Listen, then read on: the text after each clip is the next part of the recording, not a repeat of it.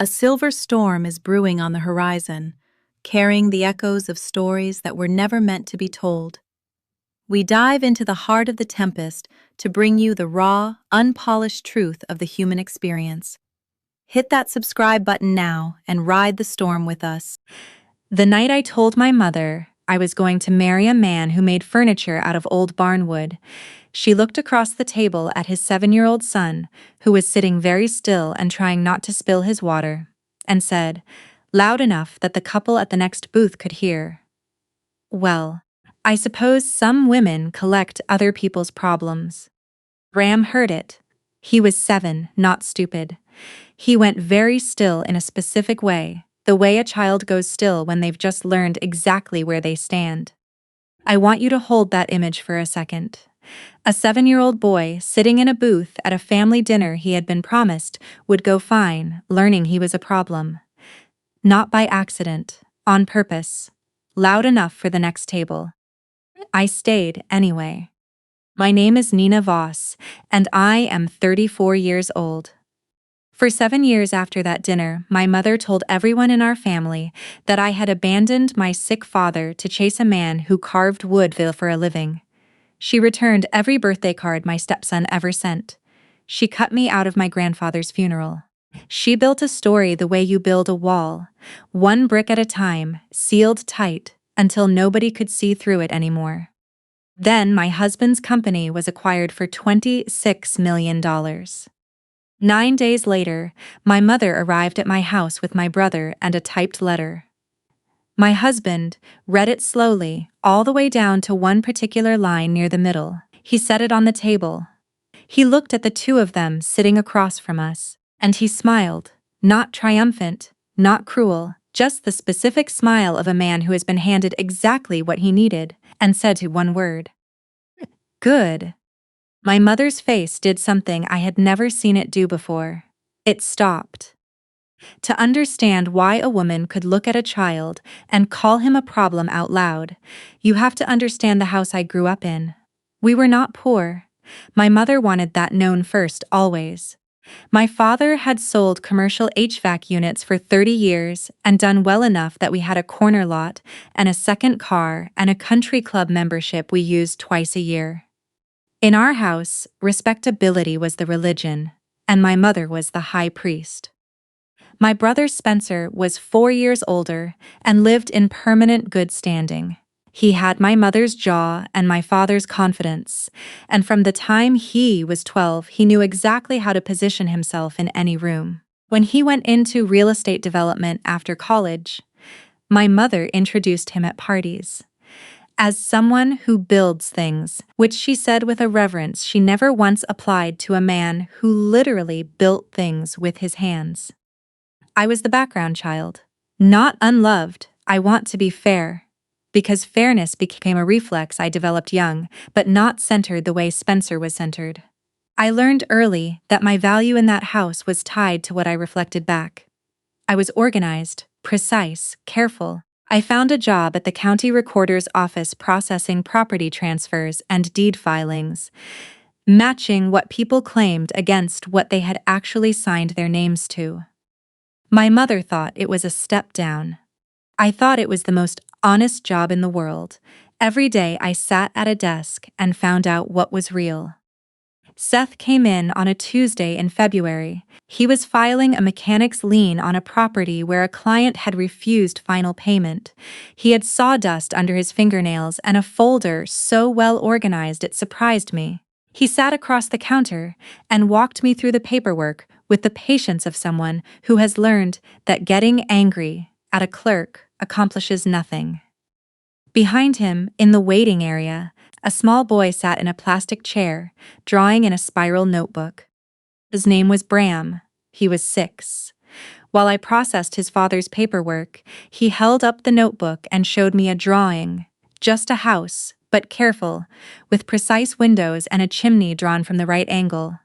"That's the one that didn't pay," he said, matter of fact, like he was briefing me. I told him it was a very accurate-looking house. He considered this, and nodded the way a professional acknowledges a fair review. Seth Voss was not a rescue project. I need to say that plainly, because the version my mother told later made him sound like one. He was a man with a small woodworking business, a son, a truck with high mileage, and a seriousness about craft I had never encountered in someone I was attracted to. His ex-wife had left when Bram was 2. He didn't say much about it except that she wasn't built to stay, and that he had made a decision early on that Bram would never feel like the reason for it. We had dinner 3 times before anything shifted. On the third one, he said, "I want to be straight with you. I'm not uncomplicated." He said it like a disclosure he owed me. I had grown up around people who never once admitted to being anything other than exactly right. And here was a man handing me his complications like they were credentials. I fell for the honesty before I fell for anything else. Bram had a system. I figured it out slowly. When I came to pick Seth up, Bram would find a window and check whether my car was still in the driveway. He never asked if I was staying. He watched to see if I would. I stopped making promises and started showing up. Same time, same way. Until one evening I noticed he had stopped going to the window. When I brought them to meet my family, I had already made the mistake of hoping. We sat at my mother's dining table on a Sunday in October. She asked Seth 3 questions about his work: what he made, who bought it, how much, and each one landed like a probe. My father, Harold, was quieter than usual. Spencer watched me over his wine glass with an expression I couldn't place then, and understand completely now. Bram sat very straight and used the right fork, and worked hard at being exactly what he needed to be. He was 7 years old and working that hard. I waited until after the main course to say we were engaged. My mother looked at Bram, not at me, at Bram. She said it over his head, the way you'd assess a piece of furniture someone had dragged in uninvited. Well, I suppose some women collect other people's problems. Bram's fork went still on his plate. He was 7. He didn't know the full weight of it, but he knew the temperature of the room, and he knew he had just been classified as something to set aside. She found me in the kitchen afterward, gave me the choice plainly, the life I was choosing or my family, and then she reached for the thing she would use for the next 7 years. Think about your father. He is not well. You would really do this to him now? That was the first time she said it. I didn't know yet that a sentence can function as a leash. We married that spring at Cruce's property. Seth's business partner, the man who had helped him land his first restaurant contract, and who showed up to our wedding with a borrowed folding table and a case of beer and stayed until midnight. My neighbor Opal, a 72-year-old widow who had decided, without asking anyone's permission, to treat the 3 of us like her own, lent me a string of lights. She called her one good decoration and sat in the front row and cried from the first song. Before the ceremony, Seth said, "If your mother ever reaches out, we open the door. I won't be the reason you lost them." He meant it. He kept that door unlocked for 7 years while I quietly wanted to bolt it shut. I mailed my parents an invitation. It came back a week later. My name crossed through in my mother's handwriting, unopened. I kept it. I keep everything. It went into a brown accordion folder I bought specifically for this purpose, filed in my desk drawer, and I tried not to look at what it meant. The phone calls started coming through relatives. My aunt, voice low and careful, asking how I could do this, while my father was fragile. A cousin texting to say she was praying for him. Spencer sent nothing for 2 months and then sent a message asking if I had thought this through. I sat with my phone and understood that my mother had already buried me in a story, the selfish daughter who had walked out on a sick man to run off with someone whose sanded reclaimed pine for money, and the story had spread the way stories spread when the person telling them has time and grievance and a large, extended family. I believed it longer than I want to admit. My father had been genuinely unwell, chest pains the spring before. A real scare, a stent placed in February. I had been cut off right in that window of fear, and my mother had frozen him at his worst moment and never once updated the picture. I had no way to see him and check, so the guilt did exactly what it was designed to do. Why would a mother lie about a sick husband? It was too monstrous to question, so I carried it. Bram carried something too. 3 weeks after the wedding, he found me in the backyard and said, very quietly, "Was it because of me that they left?" He was 7. I didn't give him a speech. Speeches are for the person giving them. "They left because of who they are," I said. "You're the reason I stayed." The next morning, I called his school and added myself as emergency contact. I wrote my name and number in permanent marker inside his jacket. Nina, then my cell. And he read it at breakfast and said nothing but wore that jacket 3 days in a row, even though the weather didn't call for it. That fall, he started drawing maps. Our street, precise and careful, every house labeled. Solid ones in blue, ones that needed watching in red. "It's a map," he said, "so we know what to look after." I put it on the refrigerator and thought nothing more of it. If you're watching this, and you're somewhere in the middle of a story like mine, being made to choose, being told the person you love is somebody else's leftover problem, drop something in the comments, not for me. For the next person scrolling, who thinks they're the only one who's ever been handed that ultimatum. You're not alone in it, and knowing that actually helps. The first years were lean in the specific way that doesn't make good photographs. Seth and his business partner, Cruz, had the furniture shop, small commissions, word of mouth. I worked full-time at the recorder's office and ran Seth's books on weekends, applying the same discipline I used at work. Every expense dated, every contract filed with a timestamp. He built the pieces. I built the paper trail that made it possible to grow. There was a night that first winter that showed me who we were going to be. Bram ran a fever at 2 a.m, the burning kind, and Seth was 4 hours out on an installation job he couldn't leave without losing a contract we needed. It was just me. My work phone was going off. A flagged deed filing that needed correction before morning. The kind of thing that gets noticed or not, depending on whether you show up for it. I looked at the phone. I looked at the child. I put the phone face down and sat on the floor beside his bed with a cool cloth until the fever broke at dawn. I lost some standing at work over the missed correction. Bram, half asleep, said, "You stayed the whole time." Like he was confirming a hypothesis. He was. He'd been running that test since the day we met.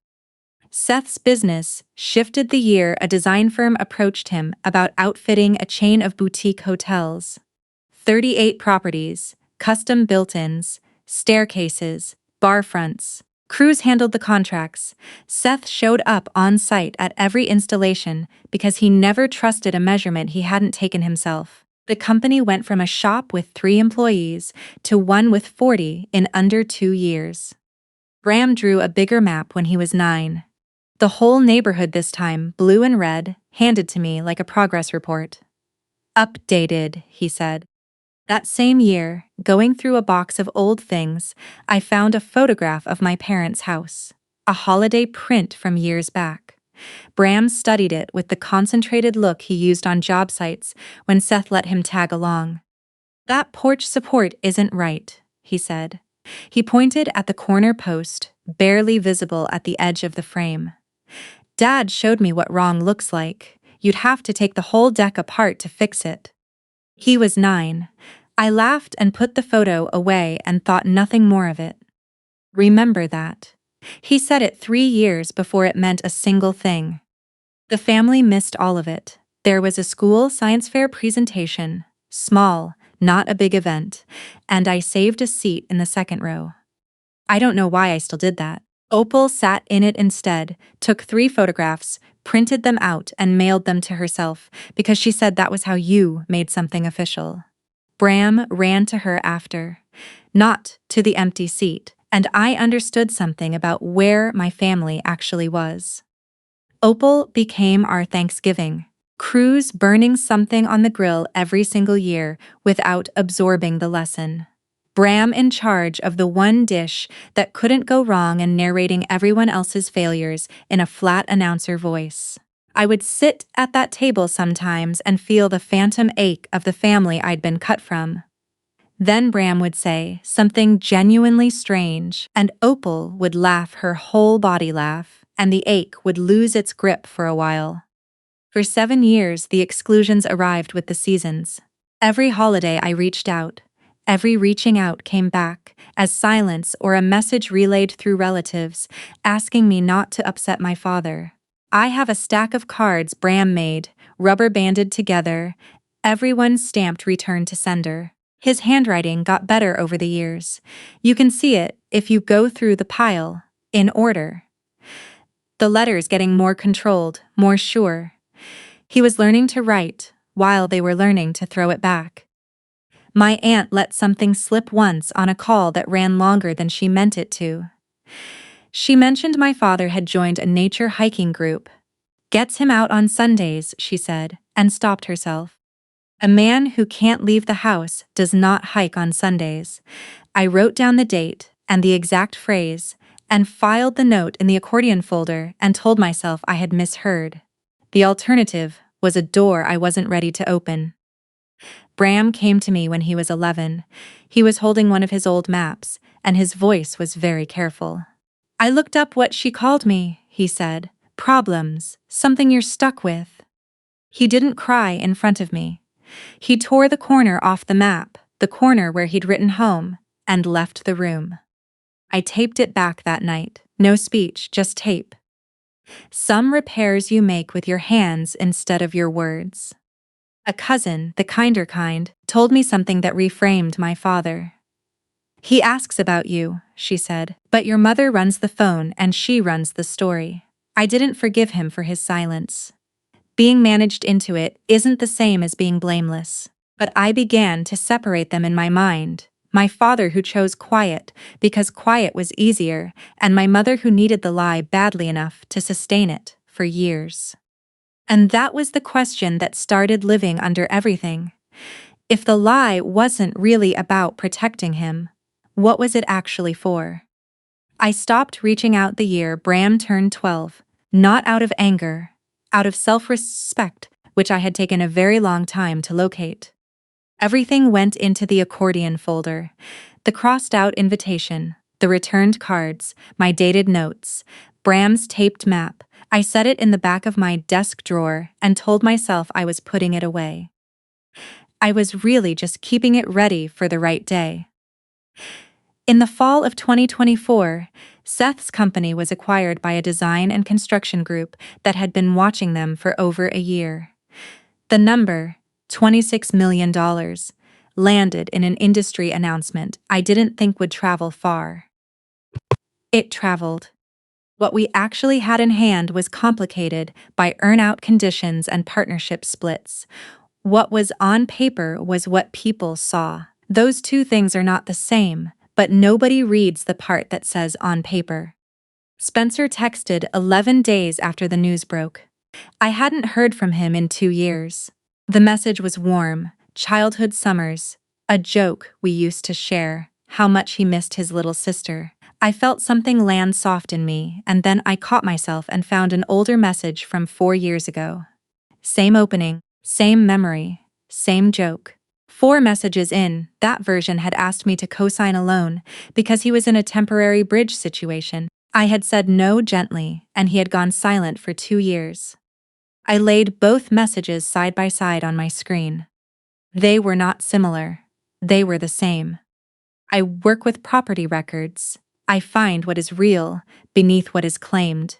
So I searched Spencer's development projects in the county database, the same one I sit at every day, and I found 3 recorded liens from contractors who hadn't been paid, and 1 notice of default filed 8 weeks before he texted me. The golden life my mother had spent 2 decades advertising had been decomposing quietly for years. Nobody in the family had said a word. My mother called 6 days after Spencer. Her voice came through warm and smooth, like a season that had shifted without warning. Nina, sweetheart, it's been too long. Not I'm sorry. Not I was wrong. Just too long, as if the years had opened on their own like a weather system and had nothing to do with her hands. She wanted to visit, to reconnect, this weekend if it worked. Seth and I sat at our kitchen table, the same table where the early lean years had felt like they might never end, and talked it through. We decided to open the door once. Listen, let them speak first. People show you everything, Seth said when they think they've already won. We agreed on our limits before they arrived. We agreed on the word we might need to say so it wouldn't stick in my throat. And we agreed without any discussion at all that Bram would not be in the house. He was 13. This was not a wound we were going to reopen in front of him. He went to Opal's for the afternoon. Before they came, I took the accordion folder from my desk and set it on the kitchen counter. Closed. Within reach. They arrived on a Saturday. My mother in her good coat, Spencer half a step behind her with the ease of someone expecting a welcome. My mother carried a folder. Thick, manila, the corners soft with handling. Those soft corners told me everything before she opened her mouth. This hadn't been put together when the acquisition was announced. This had been ready and waiting and refined over time. It had been carried around. We sat in the living room. Seth offered coffee. My mother looked around our house the way she looked around every room she entered, pricing it, measuring it against some internal register. Then she set the folder on our coffee table with both hands and said, in her gentlest voice, "We think it's time to heal this family. But real healing has to be honest about what everyone has sacrificed." She slid it toward me and began to read aloud, which told me she had rehearsed. $120,000 as reimbursement for my upbringing and education, given that I had benefited from the family's investment over the years. A position for Spencer as a development consultant to Seth's new venture, his industry connections offered as the consideration. Seth's company to repair and restore the family home, including porch reconstruction and structural work, given the expertise now available within the family unit. Then the line that made my hands go very still. $3,200 per month for my father's continued cardiac monitoring and in-home care to be covered by the benefiting party. And finally, a written public statement shared with the extended family, confirming that Nina had reconciled with her obligations and returned to the people who raised her. Seth picked up the folder. He read from the top. Slowly, his eyes moved down the first page, then found the line about my father's care and stayed there. He read it a second time, set the folder down. His face did the thing I had tried to describe to Opal once, and never found the right words for. It settled. "Good," he said. My mother blinked. "I beg your pardon?" "You put it in writing," Seth said. "All of it. 7 years of a story, right here on a page you typed and signed." He tapped the folder, not dramatically, just enough. "You've spent 7 years telling everyone Nina walked out on a sick man, and you just handed me a bill for his ongoing care. You can't hold both of those at the same time. You kept Harold sick in the telling because it served a purpose, and you just put the price of it in a document." My mother reached for the folder. Seth moved it 2 inches further across the table. I opened the accordion folder. "I want to tell you I had planned every word. I hadn't. I only knew what order things had to come out in because I had been keeping them in that order for years." I put the photograph down first. My father at a trailhead, grinning, holding a wooden marker that read Summit, 1,400 feet, his color good, his shoulders square, the date, 11 weeks ago. My mother's mouth moved without producing sound. "He recovered," I said, "fully, within a year of the procedure. You froze him at his worst and never corrected the story because a recovered father is just a father. A sick father is a reason. You kept him dying in the telling because it kept me guilty and it kept everyone else furious at me on your behalf." Spencer found his angle then. He pivoted from money to fairness to family, to how difficult everything had been for all of them. And in doing it, he said the thing that let the whole design show through. You have $26 million, Nina. Or near enough. You have so much, and it never even occurred to you that we might actually need. He stopped one beat too late. My brother Spencer, who had been held up my entire life as the one who built things, said need. I took out my phone. I pulled up the text from 4 years ago. I pulled up the one from 2 weeks ago. I read them out loud, back to back. You have a script, I said. You ran it on me 4 years ago to get a co-signature on a loan, and you're running it again now. Same opening, same memory, same turn to money. I looked at him. I work with public records every day. I know about the liens on your Elmwood project and the default notice filed in September. This isn't a family that misses me. This is a family that needs a floor under a falling situation, and I'm the floor. Spencer's silence was the loudest thing in the room. I pointed at the demand for a public statement, the one where I was supposed to tell our entire extended family that I had come home and reconciled my obligations. You can't have it two ways, I said. For 7 years, I'm the woman who abandoned a sick father. Now you want me to pay you for raising me, and then stand in front of everyone and announce I've come home. Those are two different stories. You put both of them on the same page. I looked at my mother. A lawyer only needs the page. She started to say something about love, about what families owe each other, about intention. I let her get 3 sentences in. Then I put the cards on the table.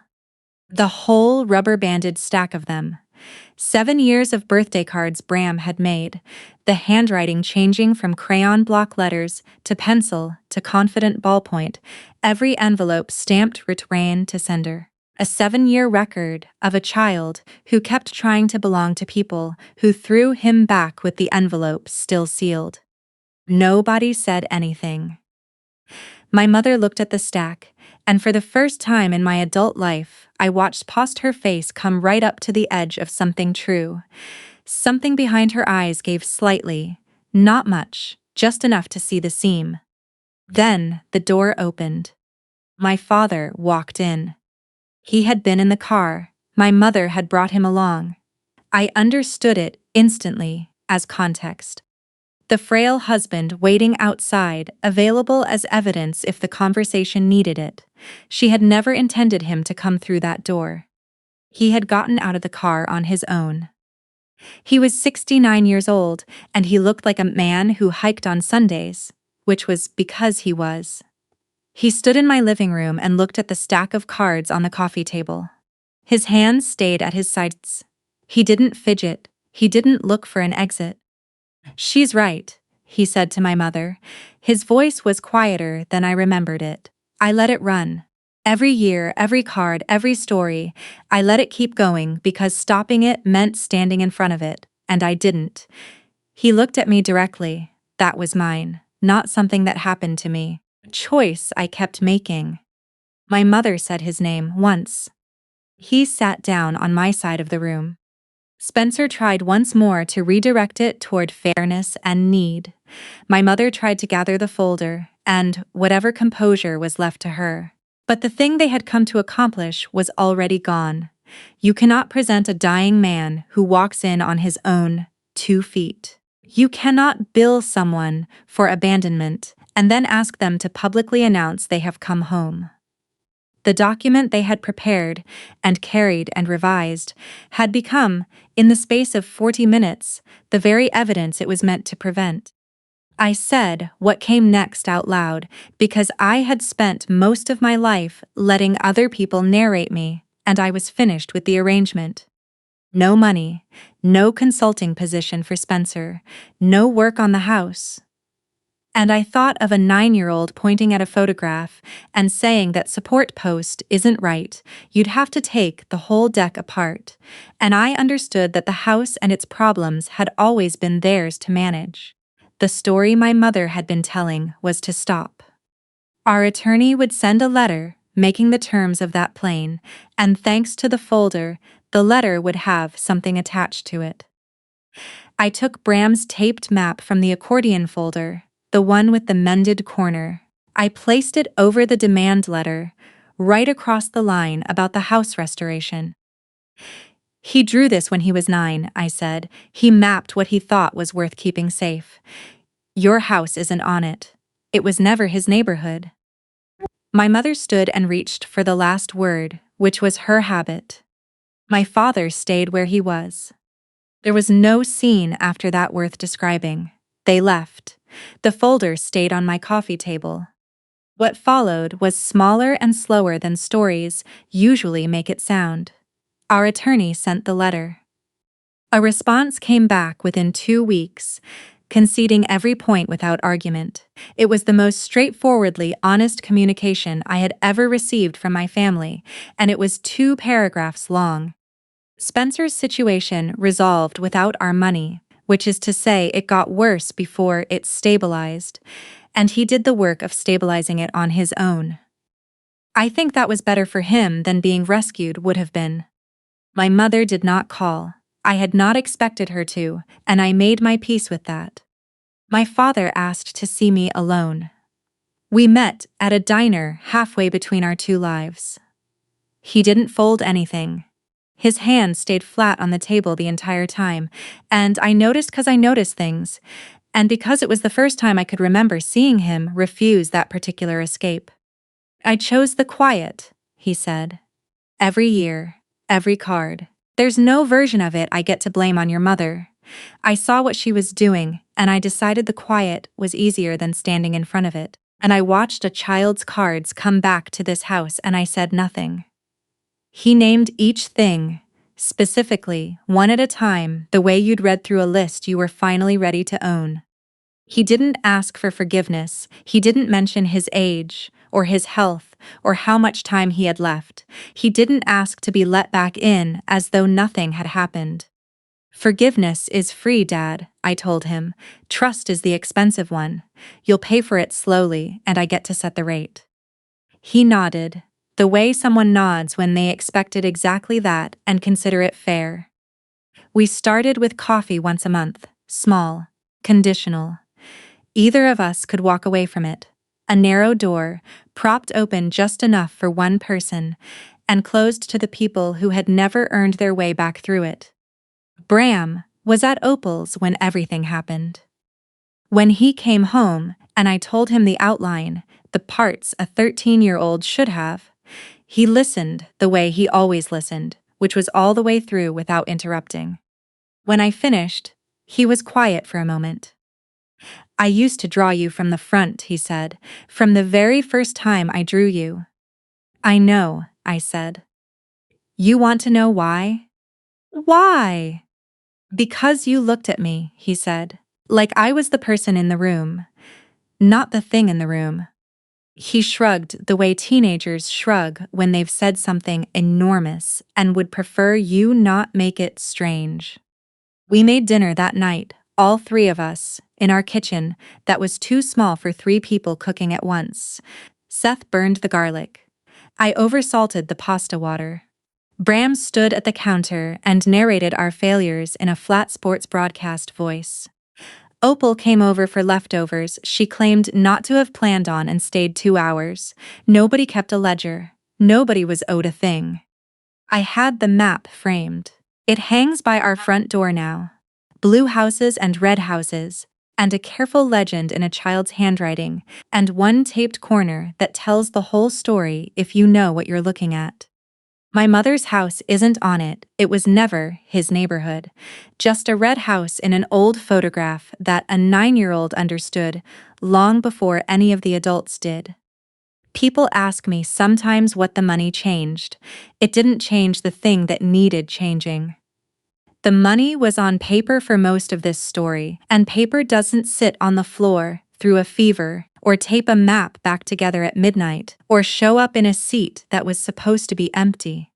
What changed it was smaller than that, and harder to put a number on.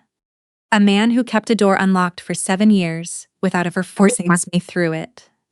A widow who called leftovers a reason to come over and always stayed for the whole evening. A boy who stopped checking the window. Family is not the people who raised you and kept the receipt. It is not blood, and it is not what you're worth on paper. Family is who is still in the room when you have nothing to offer them, and who is still in it when you suddenly have everything, and they want none of it for themselves. If you're somewhere in the middle of a story like this right now, if you've been told the person you love is someone else's problem, if you've been handed a choice between your family and your life, I want you to hear the one thing it took me 7 years to understand. You are allowed to close the door. You are allowed to open it a crack for some people and hold it shut for others. Forgiveness and access are not the same thing, and you get to hold the key to both. Subscribe if you want to stay for the next story. There is always a next one, and there is always someone, somewhere, finally setting down a weight they were never meant to carry in the first place. I'll see you there.